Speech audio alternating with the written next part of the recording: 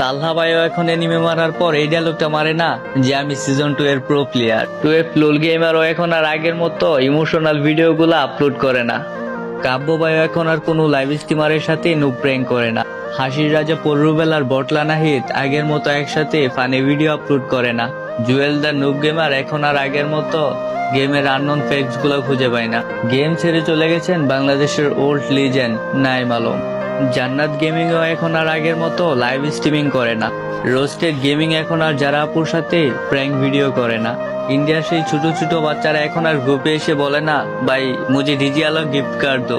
এখন আর কেউ 7 দিন অপেক্ষা করে না একটা কাস্টমের জন্য। আর ওই রাত জেগে গ্লোরিটাও কেউ পূরণ করে না। এখন আর গ্রুপে হিপহপ আসলে বলে না ভাই বিগ ফ্যান ভাই ফ্রেন্ড রিকোয়েস্ট অ্যাকসেপ্ট করো। দিন দিন সবাই এই গেমটা ছেড়ে চলে যাচ্ছে। হয়তো একদিন আমিও এই গেমটা ছেড়ে চলে যাব। গেমটা পড়ে থাকবে প্লে স্টোরের বুকে।